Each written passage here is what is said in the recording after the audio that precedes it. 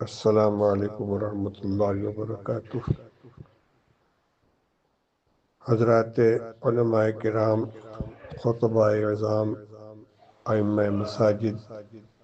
اور ملت کے درد مند فکر مند حضرات،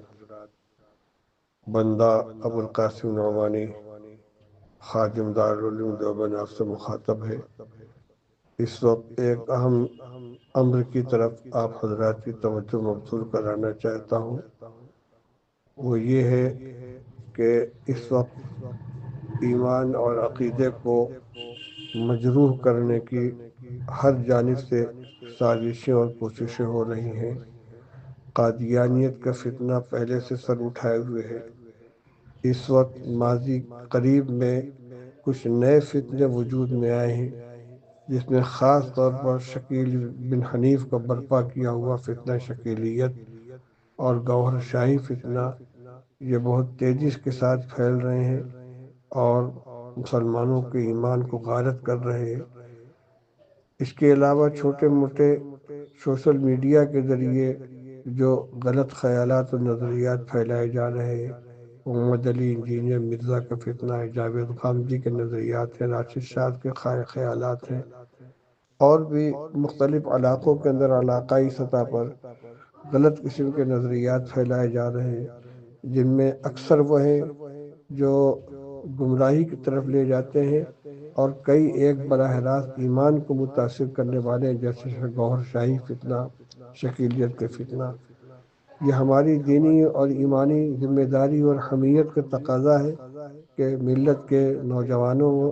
کے ایمان کو، اپنے آنے والی نسلوں کے ایمان کو، بلکہ پوری ملت کے ایمان کو محفوظ رکھنے کے لیے اللہ تعالیٰ نے جتنی استطاعت عطا فرمائی ہے اس کو استعمال کے اندر لے آئے ہیں۔ اس وقت ضرورت اس بات کی ہے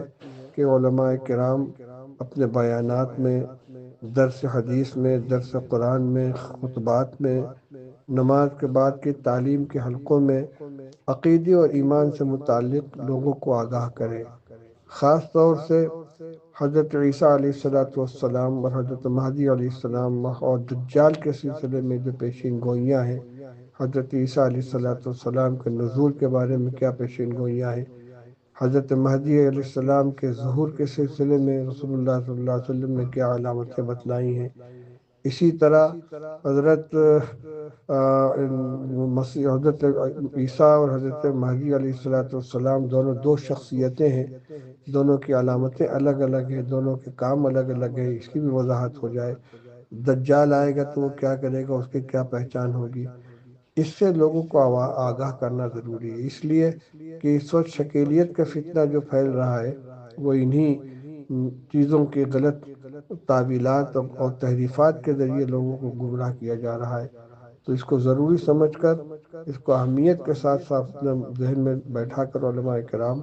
عوام کے ایمان کے حفاظت کے لیے اس کی کوشش کریں، اپنے حلقوں میں اس کو بیان فرمائیں، جو بیانات میں اپنے خطبات کرنے اس کا تذکرہ کریں۔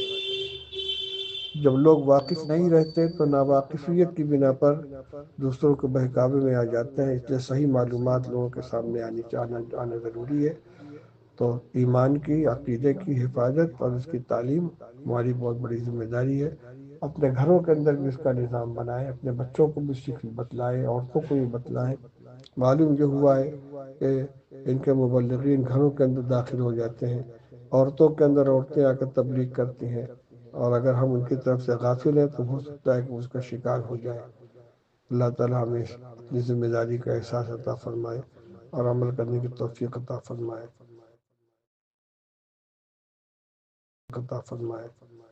السلام علیکم ورحمۃ اللہ وبرکاتہ۔